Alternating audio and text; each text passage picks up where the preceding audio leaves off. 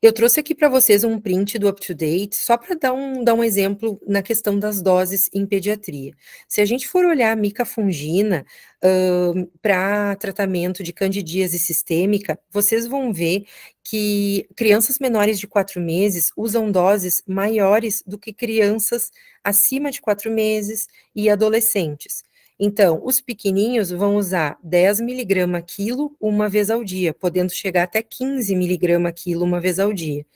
Já as crianças maiores de 4 meses ou adolescentes vão iniciar com uma dose de 2 miligrama quilo uma vez ao dia.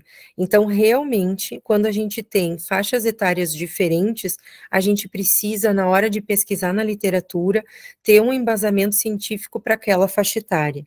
É claro que muitas vezes a gente acaba tendo uso off-label de medicamentos e a extrapolação de algumas doses, né? Eu vejo bastante isso na UTI NEO. Muitas vezes a gente acaba extrapolando doses da UTI pediátrica por falta de informação na literatura, né? Mas isso sempre precisa ser primeiro avaliado, né? Procurar artigos, se não tem base de dados, porque muitas vezes a gente encontra essas informações já prontas e quando a gente tem a literatura já para faixa etária, a gente, de certa forma, já tem corrigido o ajuste posológico para aquela faixa etária, considerando, então, as alterações farmacocinéticas, né, que estão acontecendo naquele período de vida.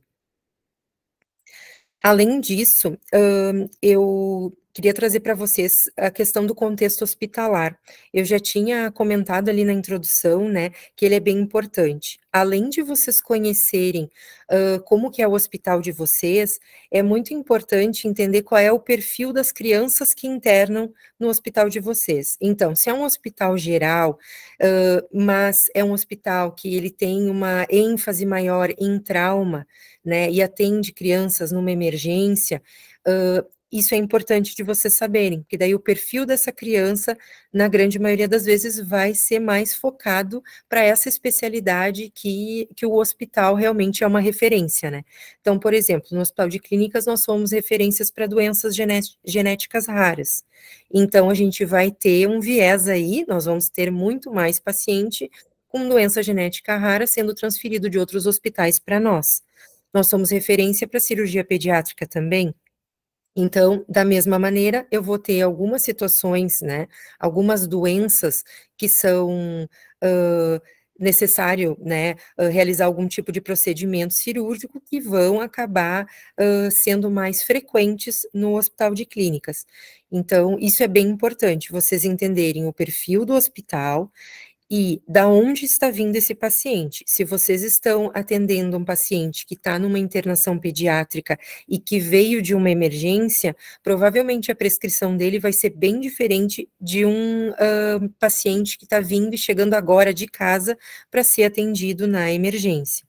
Então, a prescrição de um paciente que está numa UTI e que veio, ele piorou numa unidade, numa ala pediátrica convencional, e ele precisou de um cuidado mais crítico, ele vai ter um perfil de prescrição diferente, provavelmente, do que um paciente que chega via SAMU, já numa situação crítica, e acaba internando direto para UTI pediátrica, tá?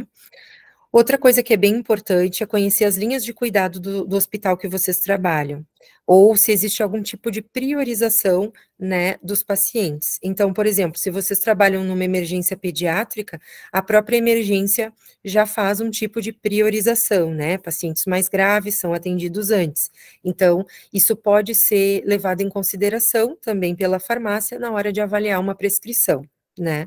Quando a gente trabalha com ferramentas como a inteligência artificial, a gente tem também uma forma de priorizar o nosso trabalho, né? Porque a gente direciona através de determinados scores para que a gente consiga, então, atender um paciente mais crítico ou mais diferente, né? Que tenha, então, um score mais alto. Mas, claro, ainda que não se tenha inteligência artificial em algumas situações, a gente também consegue priorizar os pacientes, conhecendo qual é o nosso perfil e procurando na literatura esses tipos de scores. Com relação ao uso seguro de medicamentos, eu trouxe aqui para vocês um boletim que eu acho fantástico do ISMP, que é de 2017, mas ele é sempre, assim, super atual. Eu até trouxe um trecho aqui para vocês que eu achei bem interessante, que é muito nosso dia a dia. Ele diz assim: mãe notou o peso errado, registrado nos prontuários hospitalares de seu filho. O peso foi atualizado para calcular as doses do medicamento para a criança. Então, nessa situação, houve um registro incorreto do peso do paciente. Geralmente não é a mãe que nota o registro incorreto, né? Mas a gente, nós farmacêuticos, conseguimos encontrar isso volta e meia nos registros de enfermagem. Então, uma troca ali, numa vírgula, né, um zero a mais, faz diferença. E essa informação, ela vai ser muito importante para que a gente possa depois calcular os medicamentos conforme o peso do nenê ou do paciente pediátrico maior. Então, é bem importante que quando a gente encontre, né, assim, um erro de registro, que a gente peça essa correção, para que os nossos dados, para que a interface, né, da nossa prescrição ou da ferramenta de inteligência artificial fique correta e a gente consiga fazer uma avaliação correta daquele peso. Até porque nem sempre é só a farmácia que faz uso dessa informação no prontuário, né? Então, pode ser que um nutricionista faça uma avaliação também incorreta, utilizando o peso do prontuário. Então, o farmacêutico, ele pode atuar na questão do uso seguro de medicamentos, desde um registro incorreto, né, até uma avaliação de prescrição. Tem uma série de quadros dentro desse boletim do ISMP que é super interessante, vale a pena a leitura, e um deles eu trouxe aqui para vocês, que é o quadro 1, onde tem umas recomendações, né, básicas para o uso seguro de medicamentos em pacientes pediátricos. Então, eles falam bastante sobre a adoção de lista de padronização que inclua medicamentos que sejam realmente focados mais para o uso pediátrico. Então, não adianta a gente ter só comprimidos, se existe a formulação na forma líquida, é sempre melhor, já que a gente atende, então, pacientes pediátricos. A importância do farmacêutico, então, se integrar em treinamentos junto com o restante da equipe multi. E o estabelecimento de diretrizes também específicas para a prescrição de medicamentos.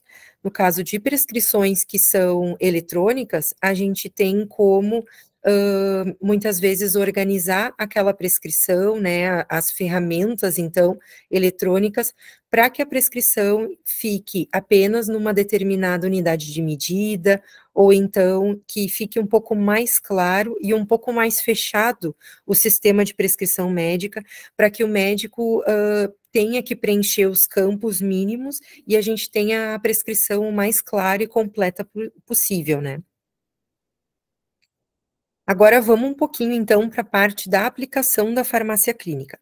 Então, juntando todas essas informações, né, todos esses saberes, é importante que a gente consiga enxergar aonde que a farmácia clínica entra, né, ao avaliar, então, uma prescrição médica ou acompanhar um paciente. Então, eu posso fazer isso desde o momento da internação, né, avaliando esse paciente desde o início, então, posso fazer através de protocolos ou por intervenções pontuais.